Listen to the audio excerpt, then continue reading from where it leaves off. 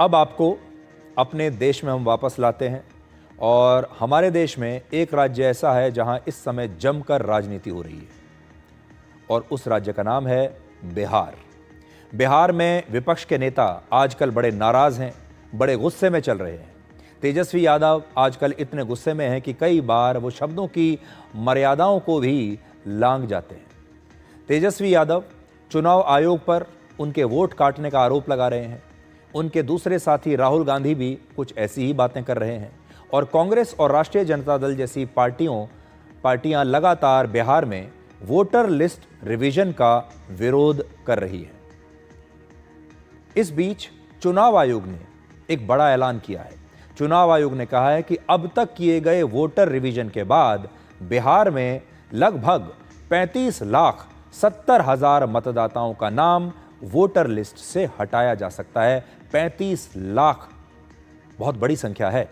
बिहार में कुल मतदाताओं की संख्या 7,89,69,844 है और इसमें से लगभग 35,70,000 वोटर्स को लिस्ट से हटाया जा सकता है। इसका मतलब यह हुआ कि बिहार में कुल वोटर्स में करीब 4.5% मतदाताओं के नाम इस वोटर लिस्ट से कट सकते हैं। 35,70,000 बहुत बड़ी संख्या मानी जाएगी और यह संख्या कतर, उरुग्वे और नामीबिया जैसे कई देशों की पूरी जनसंख्या से भी ज्यादा है। इसलिए आज हम आपको बताएंगे कि कैसे यह संख्या बिहार में इस बार के विधानसभा चुनाव के परिणामों पर गहरा असर डाल सकती है। बिहार में जो पार्टियां वोटर रिवीजन का विरोध कर रही हैं, उसके पीछे एक बड़ा कारण यही है। सबसे पहले आपको बिहार में वोटर रिवीजन का एक अपडेट देते हैं। बिहार में इस रिवीजन का काम अब 88% पूरा हो चुका है, 88%, और 6,99,92,926 वोटर्स ने अपना फॉर्म जमा कर दिया है। बिहार में 25 जुलाई तक मतदाता वोटर रिवीजन के लिए अपना फॉर्म जमा कराया जा सकता है, यह लास्ट डेट है।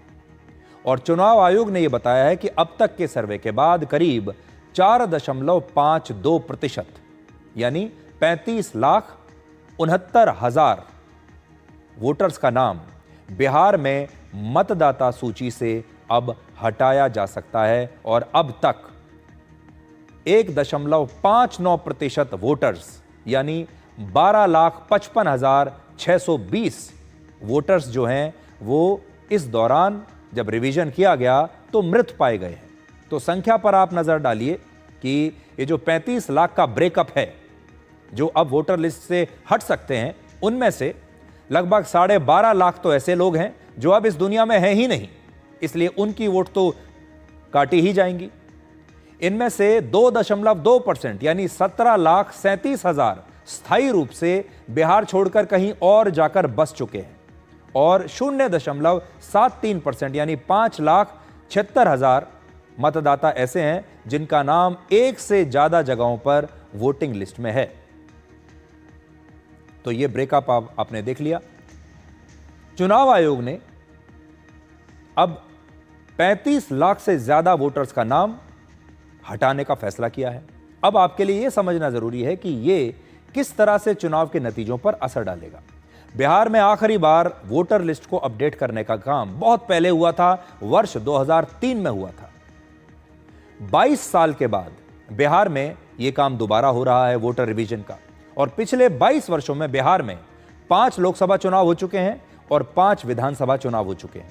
इसका मतलब यह हुआ कि ये जो 35,70,000 वोटर्स हैं, इनमें से हो सकता है बहुत सारे वोटर्स ने इन चुनावों में वोट किया होगा, हो सकता है ये अवैध वोट भी रहे होंगे। भारत के लोकसभा चुनाव में हार और जीत में वोटों का औसत अंतर जो होता है वो 10 से 20% के बीच होता है। मैं आपको औसत अंतर बता रहा हूं, यानी लगभग 1 लाख से 2 लाख वोटों का औसतन अंतर होता है लोकसभा में। इससे ज्यादा भी हो सकता है, वैसे कम भी हो सकता है, लेकिन यह औसत अंतर है। वर्ष 2024 में हमारा जो लोकसभा चुनाव हुआ था पिछले ही साल, उस चुनाव में बिहार में 20 सीटें ऐसी थीं जहां 1 लाख से कम वोटों के अंतर पर हार और जीत का फैसला हुआ था। इसको आप ध्यान से सुनिएगा। और इन 20 सीटों में जहां अंतर जो था वो 1 लाख से कम था, कौन जीता? इन 20 सीटों में बीजेपी को 6 सीट मिली थी, जनता दल को 5, कांग्रेस को 3 और राष्ट्रीय जनता दल को 3 सीटें मिली थी। इसके अलावा सीपीआई, लोक जनशक्ति पार्टी और निर्दलीय को भी 1-1 सीट मिली थी।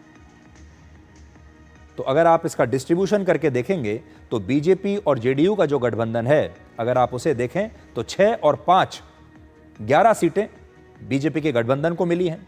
अगर आप विपक्ष को देखेंगे तो 3 कांग्रेस को मिली हैं, 3 आरजेडी को मिली हैं, 6 हो गई, सीपीआई 7, एलजेपी 8 और निर्दलीय 9, यानी 9 सीटें इनको भी मिली हैं ऐसी जगहों पर जहां हार जीत का जो फैसला है वो 1 लाख से कम है। अब विधानसभा चुनाव में 1000 वोट भी उम्मीदवारों के हार और जीत का फैसला होता है। बिहार विधानसभा में कुल सीटों की संख्या है 243। ऐसे में करीब 35,70,000 वोटर जिनका नाम वोटर लिस्ट से हटा दिया जाएगा, इन सीटों पर बहुत बड़ा असर डाल सकते हैं।